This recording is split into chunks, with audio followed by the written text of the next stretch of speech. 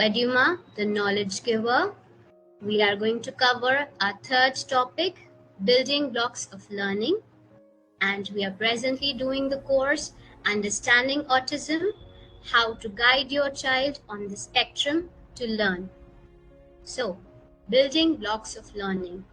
It is divided into 6 specific domains here, and I'll be covering motor skills, that is fine and gross motor, and we'll be covering communication skills, ADL skills, that is activities of daily living.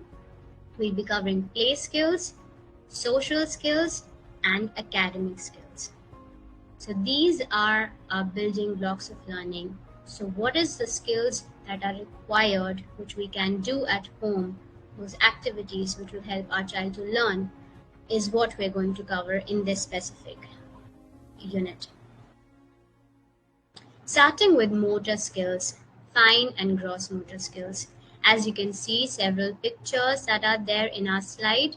There are certain examples of how you can play with your child. So some fine motor skills could be grasping and releasing items. So that will help them develop their fine motor skills. They could stack and join items, like Legos that the child is doing in this picture. There could be beads that they may be joining. So these are good activities for fine motor skills. They could be coloring, they could be scribbling, exploring different textures, colors, manipulating them. Play-Doh manipulation could be there, making certain U, V shapes, certain shapes like that with Play-Doh. Just exploring certain items and using your fingers to work with it is going to help your child develop fine motor skills. And you can do that at home and let your child play. Let them get messy if they have to with colors. Just let them explore is what is very important. They should enjoy the process. And gross motor skills could be where you can play with balloons with your child, and you could use a bat, just to hit the balloons. This is an example that you could do. You could use a badminton racket to play with balloons, and you could use bubbles. Kids love bubbles, so they can pop them in their environment. Go about popping them. That is an activity of gross motor skill. You can dance with your child. Kids love music, so you can dance with them on their favorite rhymes, just hop around. Or if you can see that picture that the child is hopping on specific shapes, specific areas, so you can do those kind of things. Just be creative, explore, play with your child. And you can use bat and ball also. You can use stickers, you can stick them like there, that in the picture it is described that the child is making C, the child is making triangle, sticking bindis in that. So you can do that as well. Just be creative, just enjoy the process with your child. Coming up to communication skills. So we need to work on receptive and expressive skills with our child. We need to, but what is very important is you need to come face to face with the child. Just get down to the level of your child and communicate. It is very important to keep that in mind. And just create communication temptations rather than giving things directly to your child. So if your child wants water, or if your child wants tickle as a reinforcement, just make them communicate for that in specific ways, either through gestures, through specific sound or words. So if a bottle is there in your house which the child can easily grab, just keep it at a specific level where they can see it but they cannot reach it, so they need your help there to reach out to that water bottle. So that is a temptation that they have, and they need your help for that. And if they like the reinforcement, for example tickle, so they gesture that or they say tickle, and then you give them that reinforcement which they enjoy. So that will help them communicate with you, interact with you. You can do parallel talk during play or during other activities throughout the day. So whatever the child is doing, just say that out. And preferably use a three statement and one question. So you state what the child is doing and also put a question there. But three statements over one question. So, for example, the child is playing with the ball. So you can say, um, the child is playing with the ball. You're playing with the ball. What are you doing? Oh, you're throwing the ball. So yeah, something like that. Just use statements there, and you specifically use the child's name as well if you can. So I'm not using any name right now, but just state the whatever the child is doing and put a question there as well. And you can play mirror games, so where the child is sitting and just observing themselves in the mirror, you're imitating, you're just doing certain movements, just enjoying those kind of things with your child. Communicate in that specific way. So mirror based activities are very good.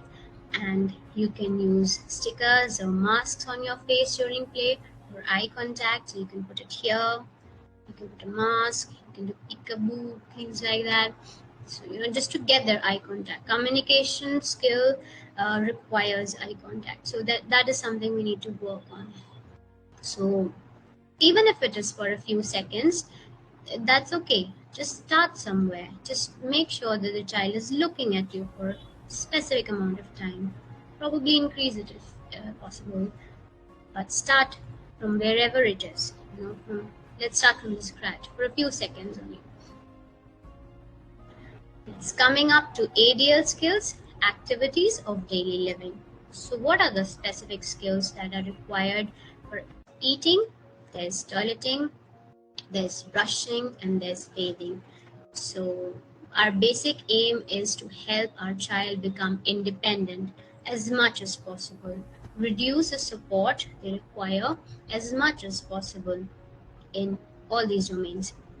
So, if we talk about eating, so from the very basic, we can start with helping them pick bites from the plate and eating independently. So, you can make small bites, probably later they can break themselves and eat. So, we can progress over that. Then they could be sipping or drinking water by holding the cup independently. So, you can use different kinds of cups for your child and let them pour their water on themselves. It's okay. Let them create a mess. That's okay. Let them make mistakes. That's okay. Just help them, in becoming independent. Give them opportunities. Don't just hold the bottle onto their face. Just let them, take that opportunity of learning. It is a very important skill. And then using fork or spoon for eating. So you help them probably initially provide prompts, keep it at very close proximal distance so that the child does not drop a lot of things. You can help them wear those aprons and then eat initially. So you probably start with their favorite snack. For example, if a child loves apple, so those bits of apple pieces, they can use a fork and eat. So you can use that. And then opening lunchbox or water bottle. So you can start with the bottle that where a button is to be pressed and then it opens and they can sip it. Sipping is a skill that they need to learn. Opening their lunchbox, so opening fine motor skills, gross motor skills, those kind of things are coming up here as well. So in ADL skills, so you help them learn those skills. And then there is toileting. So what is most important in toileting? Their ability to indicate that they need to go to the washroom. So they should be able to communicate that, which is the most important and fundamental skill. After that, you could progress on to other things like, helping them learn the skill of putting pants down or up initially. You can break those, the entire process into small parts. For example, just pulling the pants down is something that we're working on initially. Pulling it up is something we're working on, just the pant, no t-shirt or other things. Just help them with small skills, break it down into small parts, provide prompts, helping them initially is what, then you can progress on to reducing that help and helping them become independent in that. Opening or closing zip is an example. That is a very important skill that a child needs to learn. Opening and closing zip is also useful in bags. When the child goes to school, opens and closes zip out skill. In washroom also, it's a very important skill. Then there's gesturing or word when assistance for toilet is needed. So if they need specific help to do specific thing, part of going to the process of going to the washroom. So if they need help, so you just coming up and helping them out. So you could take that as an opportunity where they use their gestures or use a word help or something like that whenever they need assistance, and then try themselves as well. And washing hands. So washing hands can also be divided into several parts. Opening the tap, closing the tap, rubbing, putting soap. So you can break those scales into smaller sub parts, and then probably start with one if the child is becoming independent in that. Start with the other and provide prompts and help in the other specific parts. Reduce that help, make them more independent. These are certain examples. Then there's brushing. So we could help in opening and closing the tap, water, and then holding and using brush is something that also requires motor skills. So we help them learn that as well. Then probably cleaning the mouth, with water rather than swallowing it, spitting it out, those kind of things. We can divide that into more parts. These are certain examples that you can start off with your child becoming independent and brushing. And then there's bathing. So there, removing and putting clothes is a specific goal that you can keep. You can use using tap or buckets to pour water as a goal. You can use using soap, rubbing, putting or rubbing. This can be your goal. Washing soap off. So if the child is not able to put the soap, just washing it off, cleaning themselves is something that you can take as a goal. Using towel to dry, at patch dry. So that can be a goal. Just see what is the smallest thing which I can start with. Just start with one if you do not want to start with multiple. Progress on to the others. Just our main aim is to make them independent. So let them make mistakes, let them mess it up a little, divide it into small parts, appreciate when they're doing it independently or with minimal efforts from our side. So just help them enjoy the process and help them grow and learn these skills. Coming up to play skills. So here, what does play mean? Having fun. So have fun with different sounds, textures, whatever the child is interested in terms of sensory interest while playing. Use them for your child's learning. And you can start with just getting comfortable interacting with a familiar adult for a sustained amount of time with someone, an adult figure, for a specific amount of time. Just getting comfortable, sharing that space, sharing those kind of environment with them, interacting with them in that specific amount of time. Increase that gradually. But start with some specific amount of time. Just start there, you know. Learning joint attention. So sharing toys and making eye contact during play is very, very important.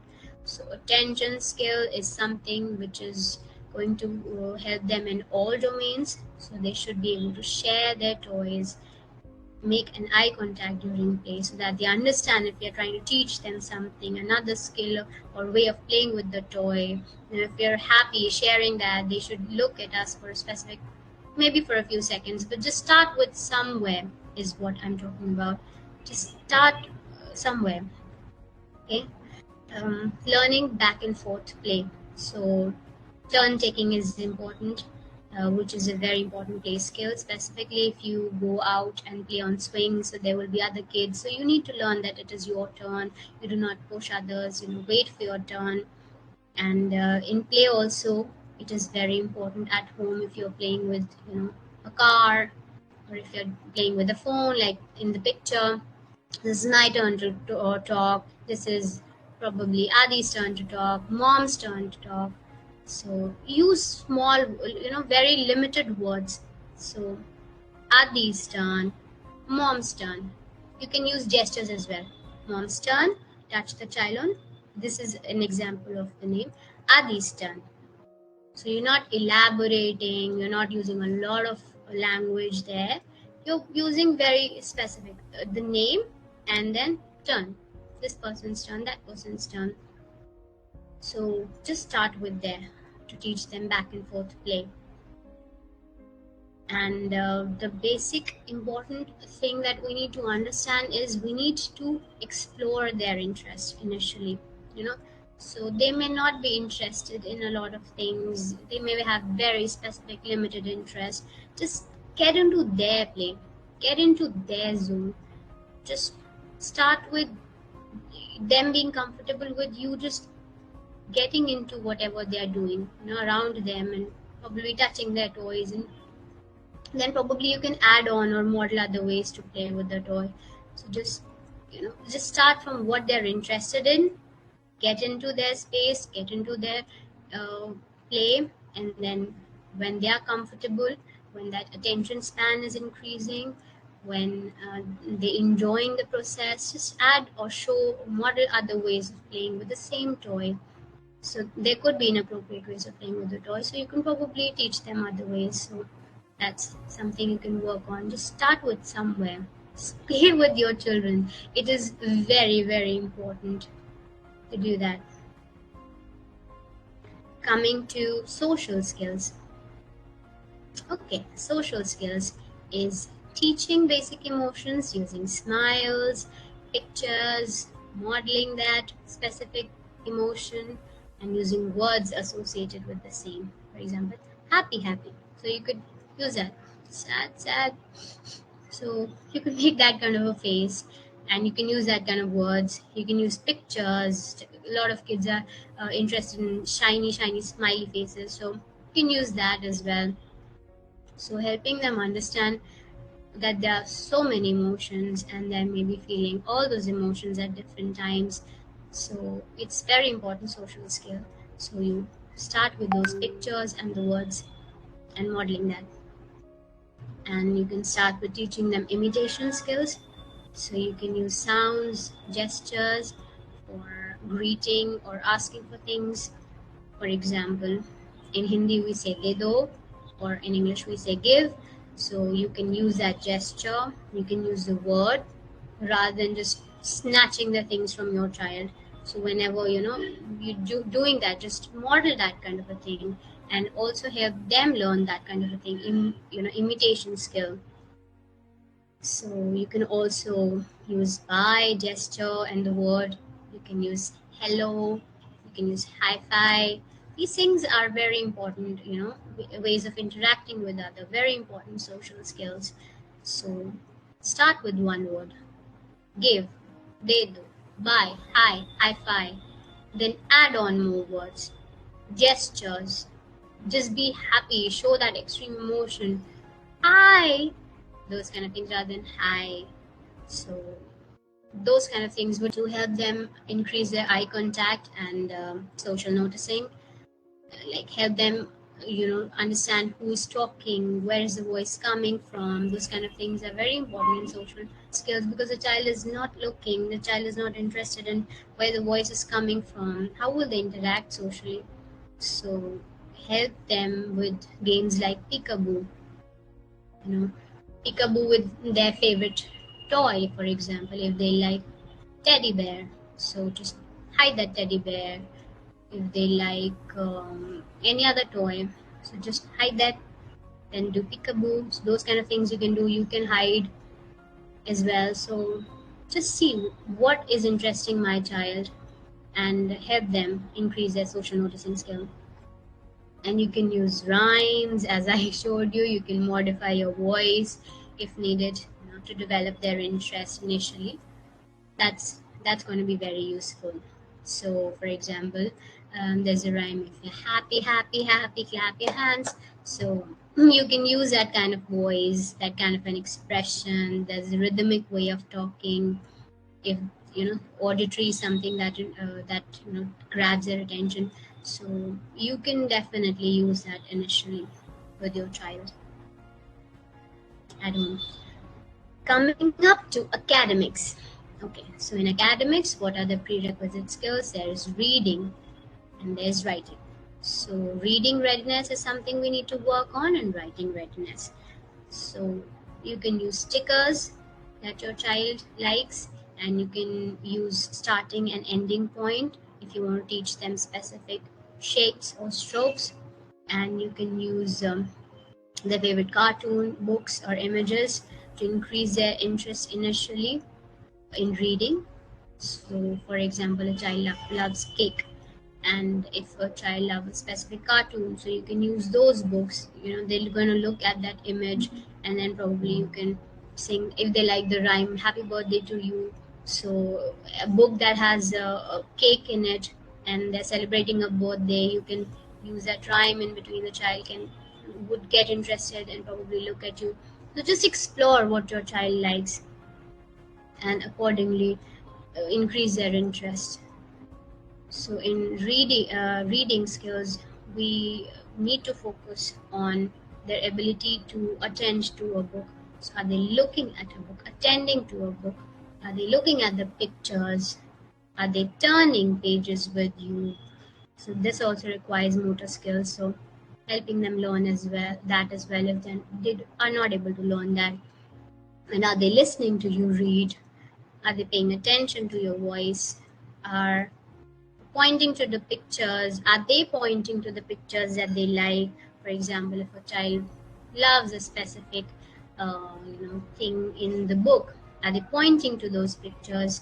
If you find, for example, I was talking about a cake, if you point to the cake, does the child look, or points to that? If they can say cake. So those kind of things is where you want to start. Their ability to read will start from here. These are the very basic skills that you can work at home, and gradually go on to the other levels. Then in writing readiness, the basic skill that we want you to work on at home is drawing pre-writing strokes. Those would be vertical, horizontal, diagonal, and circular. So you don't have to start off with a paper and a pen or a pencil. Start with, if the child has sensory interest, so you can use suji, the textures, and that you can put it on a plate and you can spread the suji, you can spread wheat flour there, and the child can just help them initially to make the stroke of, for example, a U or an A. Start with L. Start with easy strokes. Alphabets, you can start vertical and horizontal lines, you can start, like, just start with uh, anything which has a starting and an ending point, and help them make those lines with them initially, and then probably reducing those prompts or that help. And then you can use paints as well. You can have them have color in their hands, and then they're making those kind of strokes or shapes with paint in their hand. You could use clay. That is something that interests a lot of children. So just explore, what is my child finding interesting, what are the different ways I can help them at home. So to start with that will be the academics. Thank you.